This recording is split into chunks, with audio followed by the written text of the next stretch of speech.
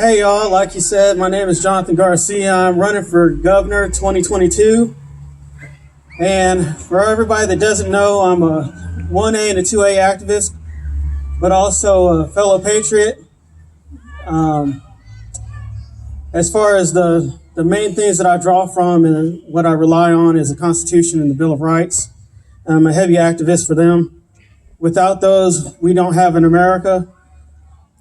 And I also like to start off by talking about, in 1628, we had the Petition of Rights. And that petition was our first bare bones document that gave us the predecessor to our Bill of Rights. And it has a lot of the same message and language that those that were disenfranchised back then wanted us to have those rights that we have in our Bill of Rights, which are our God-given unalienable rights, our first through our 10th. I'm a big advocate for sovereignty. I believe that you cannot have a sovereign country and you cannot have a sovereign state without having a sovereign people. And I make no bones about it. The most beautiful language that we have for we the people is found in our 9th and our 10th Amendments, where it gives us the option as we the people to have the right to say yes and the right to say no. If the government does not have the right to overreach, which they've been doing, by our 9th and our 10th, we have the right to push back and tell them where basically to step off at. And so, just like in 1628, there was the Petition of Rights. 1776, we got done talking and we did something about it as far as we the people. And that's how we have to be today. We the people united as Americans. Nothing in front of Americans, but as Americans. Don't all the PC and all their identity politics is alien to what we know as the Constitution and Bill of Rights. It starts off as we the people for a reason, because we the people are not to be disenfranchised, but also as we the people, it incorporates everybody that's an American here on God's green earth, here in the sovereign United States of America. So when they start talking about I'm a whatever first before American, they're talking about something totally different. They're talking about a democracy. And under a democracy, all of us are non-essential. 2019, we found out and felt what a democracy is like when they told us all that we were non-essential. You remember the Gestapo cards that you had to have to go back and forth to work? That was because under a democracy, you're non-essential. I believe for the state of Georgia that we need to go back to being a constitutional republic the way it should be, where we are essential. Every one of us is essential under a constitutional republic. They demonize the militia, which is our God-given unalienable right, regardless of what walk of life you are. We all have the responsibility and the duty to protect a free state and to keep it a free state. That's what that role is. So when they say that it's up for interpretation, they're going past where it says, shall not be infringed. And that's where democracy meets a brick wall. Shall not be infringed. So talking is done. 2016, talking was done. 2020 was halftime. 2021 going into 2022, we're in the last round. That's how serious this is. Everybody that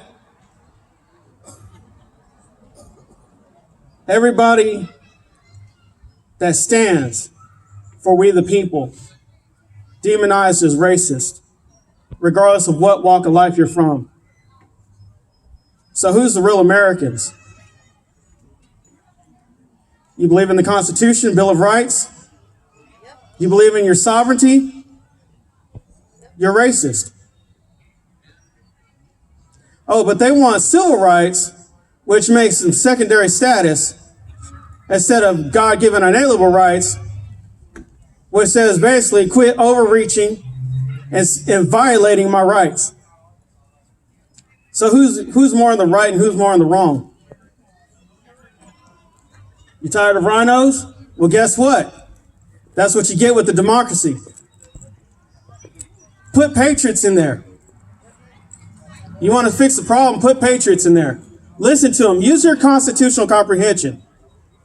You're sick of them? Get them out. A little bit tougher these days, considering they want to disenfranchise the vote, which should be the very last linchpin for we the people.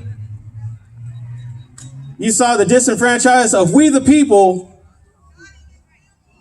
as a whole. They didn't leave nobody out. And that's where we the people need to unite. The fact that we need to say, no more. Enough is enough. And thank God for silent no more. That's all there is to it. If we don't get it right as we the people, we will lose our constitutional republic, and anything that is remotely identical to having any type of sovereignty or a constitutional republic. This is the last round. So we need to come out fighting. That's it. When you look at your children, that's who you're fighting for. We here today are here because our forefathers gave a damn. That's right.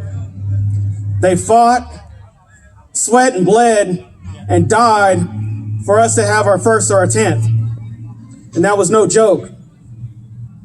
Come down to 1812, the true test of sovereignty, body stacked on body to hold up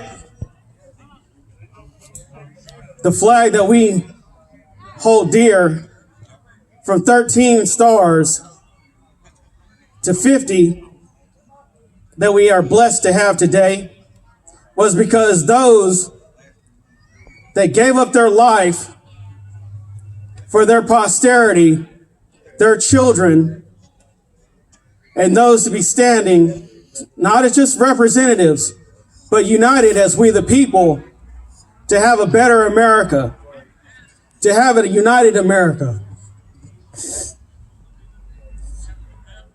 They want to laugh at you. Understand that what they're laughing at is a God-blessed America. And they shouldn't hold an office when they laugh at something that we hold dear. Because there's nothing to laugh at when you're looking at sovereignty. So you want to know what's coming in 2022? At Catoosa, which was one of my best events that I spoke at, I told them that 1776 was coming. And 1776 2.0 is now. They want to know what a red mammoth is? It's a savage Republican coming, 2022.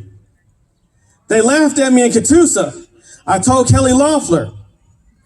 I told her, when I went back there and I was preparing for my speech, I told her, tell Kemp that I'll be down there.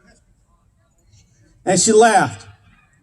January 6th, I went down there, brought a redress of grievances, and in front of his whole press corps, I let him know that in 2022, I will be running as governor, for governor. And I was serious as a heart attack. You want to know what's coming? This red mammoth is coming. Is about to kick open every door that you ever wanted kicked open. You want to know what it's like to have God-given unalienable rights? It's time to put patriots in office. That's what this red mammoth is about. There's no BS. There ain't no threat. We're just moving forward. The time for talking is done. All y'all that want your Second Amendment, this is your time. Unite. And we got a lot of fighting to do. Second Amendment sanctuaries was a good start. The most beautiful thing that ever happened to North Georgia was the Second Amendment sanctuaries, because that showed us the power that we have as we the people to unite. So with that said, we only have one nation under God, and that's what I represent come 2022. I'm Jonathan Garcia, and I'm running for governor, and I want your vote. Yeah. Appreciate it.